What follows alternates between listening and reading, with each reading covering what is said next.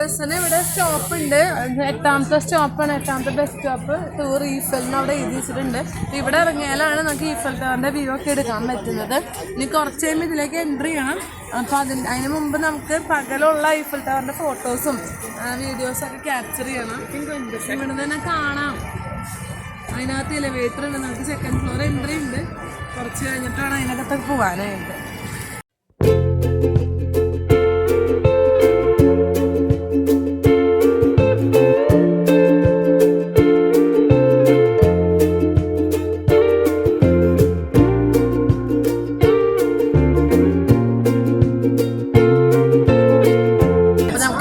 Point പറഞ്ഞിട്ടുണ്ടായിരുന്നത് ഇവിടെയാണ്. അപ്പോൾ ഇവിടെ നിന്ന് നമുക്കൊരു ഗൈഡഡ് ടൂറാണ്. അപ്പോൾ ഇതാണ് നമ്മുടെ ഗൈഡ്സ്. അപ്പോൾ അവർ പറഞ്ഞിട്ടുള്ള ഗസ്റ്റൊക്കെ വന്നിട്ടുണ്ടോ എന്ന് എൻഷർ ചെയ്യാണ്. കപ്പിൾ ഓഫ് മിനിറ്റ്സിൽ നമ്മൾ അങ്ങോട്ട് പോകും. നമുക്ക് സെക്കൻഡ് ലെവൽ എൻട്രി വരെ ഉണ്ട്. അപ്പോൾ അവിടെ പോയിട്ട് അതിനകത്തേക്ക് കയറി നമുക്ക് ഒരു പ്രാവശ്യം കയറി കഴിഞ്ഞാൽ എത്ര സമയം വേണമെങ്കിൽ നിൽക്കാം. 1 hour ഒരു നമുക്ക് ഗൈഡ് ചെയ്യും. അത് കഴിഞ്ഞിട്ട് നമുക്ക് എത്ര സമയം വേണമെങ്കിൽ നിൽക്കാം. അൺലിമിറ്റഡ് ആണ്. ഇറങ്ങി കഴിഞ്ഞാൽ പിന്നെ കയറാൻ പറ്റില്ല വിത്ത് സെയിം ടിക്കറ്റ്. അത് മാത്രമേ ഉള്ളൂ. അപ്പോൾ നമുക്ക് പരമാവധി നമുക്ക് നോക്കണം ആ സ്പാർക്കിളൊക്കെ കിട്ടാവുന്നില്ല. എത്ര മണിയാവും ഇന്ന് രാത്രി ആവാമെന്ന് അറിയില്ല. നോക്കാം. Any padlocks? Those are not allowed. Do you have anything that could compromise you, or any bombs, any guns? You guys carry that around? No, paraback is fine. Anything that could cut, anything that can harm anyone, is not allowed. No one has anything? All good? Alright, then perfect. I'm just going to start with a small little tidbit of information for you. Does anyone understand English? So, you can see the building just right there. Yeah? Does anyone know who the architect for those buildings is? I don't know. So, the name of the architect is Haussmann. He made all the buildings in Paris. And the fun fact about this is that during Napoleon times, Napoleon asked Haussmann to rebuild the city. So the interesting thing about those buildings is that the first floor was usually used for the really rich people, the really wealthy, and the further up you went, the poorer you were. So you see those rooms up there? Yeah. And those little windows here? Those are for the maids. Those are the maiden quarters. Nowadays it's kind of changed. People would rather have top apartments, but that's how it was at the time. So if you guys will follow me, I'll take you through first security. Yes. This one or the other one? The sun sets, I think, around 9. Sometimes I think so. The first sparkle will be only after that, right? Yes. Yeah. So once it's night, every hour, right? Yes, every hour for 5 minutes. 5 minutes. So do we have? Okay, we're missing a few people. Yeah. So just go ahead and take pictures. Yes. Yes, you can put it now. Just make sure you keep it until you reach the second floor. If you have the summit ticket, you need to sign it twice. Okay. Once down there and once at the top. Émile Sauvignon, he was the architect, and you have Émile Lougier and Maurice Coquelin. They were the 2 engineers that worked on the tower. So originally, the tower was not actually meant to have stairs. You were not able to go up the tower, but Gustave Eiffel said, I need people to go up. I need people to be able to see the skyline of Paris, the sea line of Paris. So he made them add stairs. So the important thing about the Eiffel Tower, do you guys know when it was built? Advances and basically like every nation's proudest achievements in terms of technological advances. And so why was it special that France, Paris, was the host for that World Fair, the 10th World Fair? Yes. Didn't they make the 2 scientists at the time, mathematicians, physicists, all kinds of scientists that did really incredible things. Unfortunately, it's only male scientists. Okay. So yeah, it's only scientists, only male scientists, because female scientists, I mean, like, who likes them, ഇത് നമുക്ക് സയന്റിസ്റ്റുകളുടെ പേരാണ് എഴുതി വെച്ചേക്കുന്നത്. നമ്മൾ ശരിക്കും tower പണിത ആൾക്കാരുടെയാണ്. നമുക്കൊരു dedicated tour guide ഉണ്ട്. അപ്പോൾ പുള്ളിക്കാരി എല്ലാം ഡീറ്റെയിൽ ആയിട്ട് എക്സ്പ്ലെയിൻ ചെയ്യുന്നുണ്ട്. എപ്പോഴാണ് ടവർ പണിതത്, എന്തൊക്കെയാണ് അതിൻ്റെ ചരിത്രമൊക്കെ മുഴുവൻ എക്സ്പ്ലെയിൻ ചെയ്യുന്നുണ്ട്. നല്ലതായിട്ട് ഇംഗ്ലീഷിൽ സംസാരിക്കുന്നുണ്ട്. സെക്യൂരിറ്റി ചെക്കാന്ന് തോന്നുന്നുണ്ട്. വീണ്ടും സെക്യൂരിറ്റി ചെക്കാണ്. പോക്കറ്റിൽ നിന്നുള്ള സാധനങ്ങളൊക്കെ പുറത്തെടുത്ത് വെക്കണം. ബാഗ് പുറത്തെടുത്ത് വെക്കണം എയർപോർട്ടിലെ പോലെ എല്ലാം നമ്മുടെ പോക്കറ്റിലുള്ളതും നമ്മുടെ എല്ലാ സാധനങ്ങളും എടുത്ത് വെച്ചിട്ട് വേണം ബാഗൊക്കെ സ്കാൻ ചെയ്തിട്ട് അവർ കയറ്റി വിടാം. പിന്നെ നമുക്ക് ടിക്കറ്റ് നമ്മുടെ ബാർകോഡുള്ള ഒരു സെക്ഷൻ ഉണ്ട്, അപ്പോൾ അത് സ്കാൻ ചെയ്യും. അപ്പോൾ ആ രീതിയിൽ വേണം നമുക്ക് ടിക്കറ്റ് പിടിക്കാനായിട്ട്. അത് സ്കാൻ ചെയ്തിട്ടാണ് എലിവേറ്ററിൽ കയറുക. So I'll show you where the stairs are to go to the elevator, and then we can take the elevator up to the You can take it when you get to the second floor if you want to.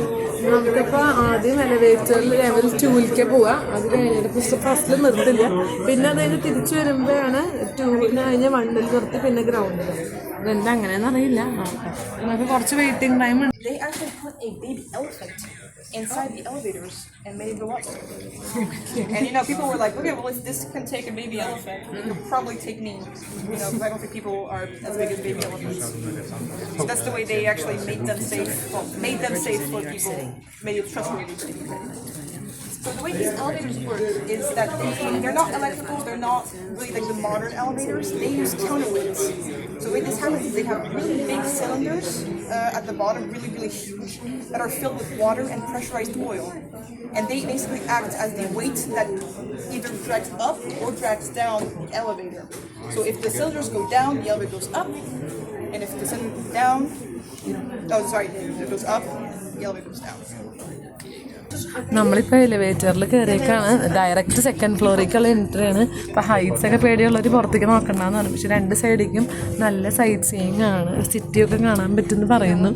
പിന്നെ ഇത് ഇങ്ങനത്തെ ഒരു elevator ഇവർ എന്താ പറയുക, കുറേ സിലിണ്ടേഴ്സിനകത്ത് വെള്ളവും pressurised ഓയിലും വെച്ചിട്ട് അങ്ങനെ എന്തോ ബാലൻസിലാണ് ഈ സംഭവം വർക്ക് ചെയ്യണത്. അല്ലാതെ വേറെ നമ്മുടെ നാട്ടിലെ പോലെയുള്ള സംഭവങ്ങളല്ല.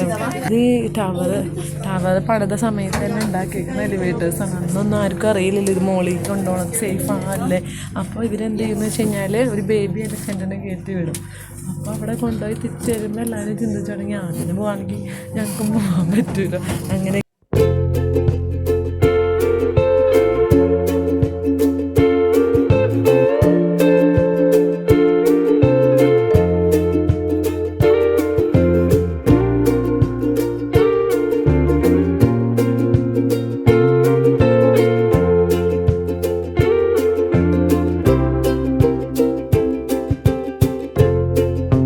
എലിവേറ്ററിൽ സെക്കൻഡ് ഫ്ലോറിൽ വന്നായിരുന്നു. ഫ്രാൻസിൻ്റെ അല്ലെങ്കിൽ പാരീസിൻ്റെ ബ്യൂട്ടി കാണണമെങ്കിൽ ഇവിടെ നിൽക്കണം. കേട്ടോ, അതൊക്കെ എന്ത് അടിപൊളിയായിട്ട് കൺസ്ട്രക്ട് ചെയ്ത് വെച്ചിട്ടുള്ള എന്നുള്ളത് മനസ്സിലാവണമെങ്കിൽ സച്ച് എ ബ്യൂട്ടിഫുൾ വ്യൂ. ആ സൈഡിലൊക്കെ ഉണ്ട് കുറേ വലിയ വലിയ ബിൽഡിങ്സ് ഒക്കെ വന്നിട്ടുണ്ട്. പക്ഷെ ഇവിടെ ഒരു ഒരേപോലെയുള്ളൊരു ആർക്കിടെക്ചർ സ്റ്റൈലാണ് നമുക്ക് കാണാൻ പറ്റുന്നത്. ഇടയ്ക്കിടയ്ക്ക് ഈ ലേക്ക് ഉണ്ട്, ഇടയ്ക്കിടയ്ക്ക് ഇങ്ങനെ ബ്രിഡ്ജസ് ഉണ്ട്. സൂപ്പർ.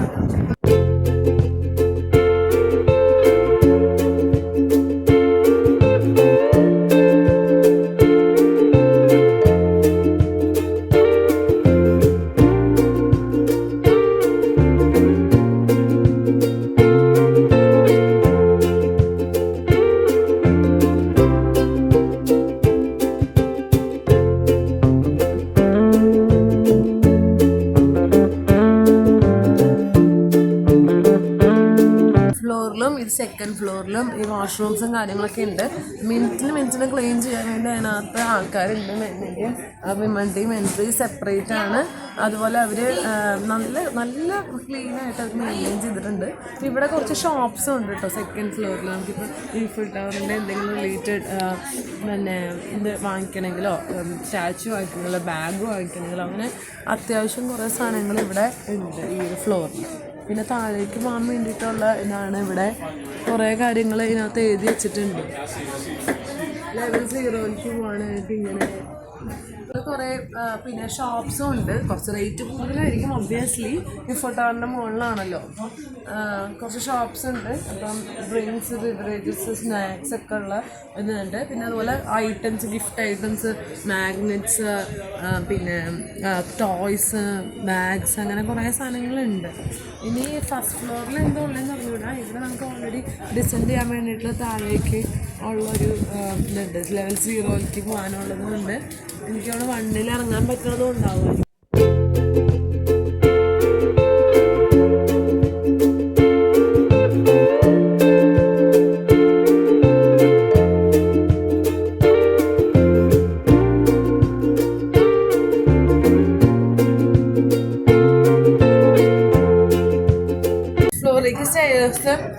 ഫസ്റ്റ് ഫ്ലോറിൽ എന്താ ഉള്ളതെന്ന് നോക്കാം.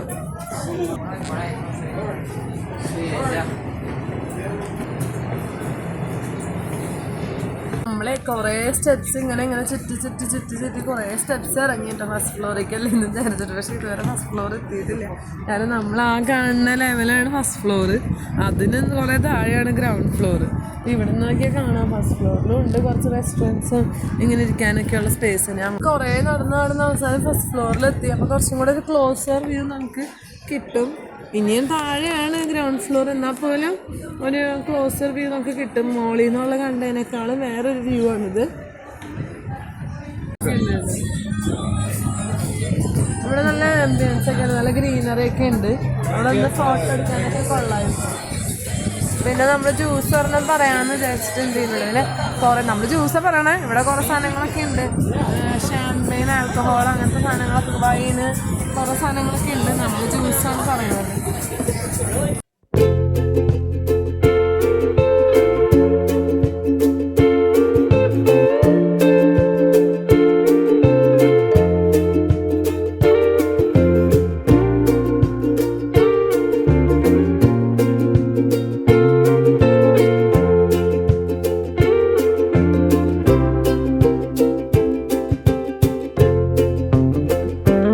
നമ്മൾ താഴെ എത്തി. ഗ്രൗണ്ട് ഫ്ലോറിലേക്ക് നമ്മൾ എലിവേറ്ററിലാണ് വന്നത്. നല്ലൊരു എക്സ്പീരിയൻസ് ആയിരുന്നു ശരിക്കും. 1 ഓഫ് ദി 7 വണ്ടേഴ്സ് ലോകത്തിലെ കാണാൻ പറ്റിയെന്നുള്ളത് വലിയൊരു കാര്യം തന്നെയാണ്. പിന്നെ ഇത് മോർ ഓവർ ഒരു എൻജിനീയറിംഗ് വിസ്മയം തന്നെയാണ്. ഇത്രയും അയൺ ഉപയോഗിച്ച് എത്രയോ ടൺ കണക്കിന് അയൺ ഉപയോഗിച്ചിട്ട് ഉണ്ടാക്കിയേക്കുന്ന ഒരു സംഭവമാണ്. സമ്മറിൽ ഇതിൻ്റെ ഹൈറ്റ് കൂടും അയൺ വികസിച്ചിട്ട്. അത് അത്ര കുറേ സ്പെഷ്യാലിറ്റീസ് ഉള്ള ഇത് 1889 സ്ഥാപിച്ച ഈ ഒരു ഈഫൽ ടവറിൻ്റെ ഭംഗി ഇപ്പോഴും ഇതുപോലെ തന്നെ നിൽക്കുന്നു. അവരതുപോലെ മെയിൻറ്റെയിൻ ചെയ്യുന്നു. എല്ലാം അടിപൊളിയാണ്. ഇവിടെ നിറച്ച ആൾക്കാരാണ് ശരിക്കും. അവിടെ അപ്പുറത്ത് കുറേ പാർക്ക് പോലെയുള്ള ഏരിയ ഉണ്ട്, ഇപ്പുറത്തും ഉണ്ട്. 2 സൈഡിലും നിറയെ ആൾക്കാരുണ്ട്. ഇവരെല്ലാവരും നോക്കിയിരിക്കുന്നത് ഇത് രാത്രി ആയി കഴിഞ്ഞ് ഈഫൽ ടവർ ലൈറ്റപ്പ് ചെയ്യാൻ വേണ്ടിയും അത് കഴിഞ്ഞിട്ട് ഓരോ മണിക്കൂറിലുള്ള സ്പാർക്കിളിന് വേണ്ടിയിട്ടാണ്. നമ്മളത് വെയിറ്റ് ചെയ്ത് അത് കണ്ടിട്ടാണ് പോകാനായിട്ട്. ഇവിടുത്തെ സമയം ഇപ്പോൾ 7:30 ആയിട്ടുള്ളൂ. 9 മണിയൊക്കെ ആവാറാകുമ്പോൾ ഇവിടെ രാത്രി ആവണമെങ്കിൽ 9 മണിക്ക് മുമ്പ് 8 മണി 8:15 ആകുമ്പോൾ രാത്രി ആവണമെങ്കിൽ 9 മണിക്ക് ആദ്യത്തെ സ്പാർക്കിൾ കാണാം. പക്ഷെ 9 മണി കഴിഞ്ഞിട്ടാണ് ഇരുട്ടാവുന്നതെന്നുണ്ടെങ്കിൽ 10 മണിക്കാണ് സ്പാർക്കിൾ കാണാൻ പറ്റുള്ളൂ. എന്തായാലും അത് കണ്ടിട്ട് പോകാമെന്നുള്ള രീതിയിലാണ് നമ്മൾ നിൽക്കുന്നത്. കാരണം അതൊരു ഡിഫറെൻറ്റ് എക്സ്പീരിയൻസ് ആണ്. താഴേക്ക് ഇറങ്ങി എക്സിറ്റിൻ്റെ അടുത്തേക്ക് എത്താറായി. അപ്പോൾ ഇവിടെ നമുക്ക് ബ്യൂട്ടിഫുൾ ആയിട്ടുള്ളൊരു തടാകമുണ്ട്. അതിൻ്റെ ചുറ്റും കുറേ ഫ്ലൈങ് ഡക്സ് പോലത്തെ ഡക്സ് ഉണ്ട്. പിന്നെ ഒരു പാർക്ക് പോലെയുണ്ട്. എല്ലാവരും ഇങ്ങനെ അവിടെ ഇവിടെയൊക്കെയുള്ള ബെഞ്ചുകളിലൊക്കെ ഇരുന്ന് ഈ കാറ്റൊക്കെ കൊള്ളുന്നുണ്ട്.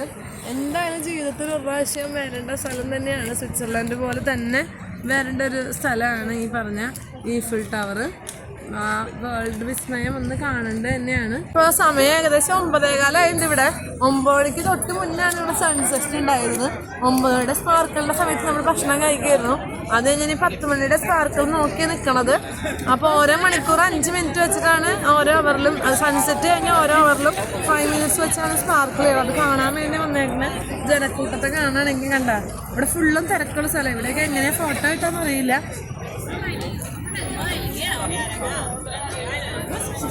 Moi, ce qui me choque, c'est qu'ils font de la pub avec la photo des autres à laquelle ils sont censés être supprimés.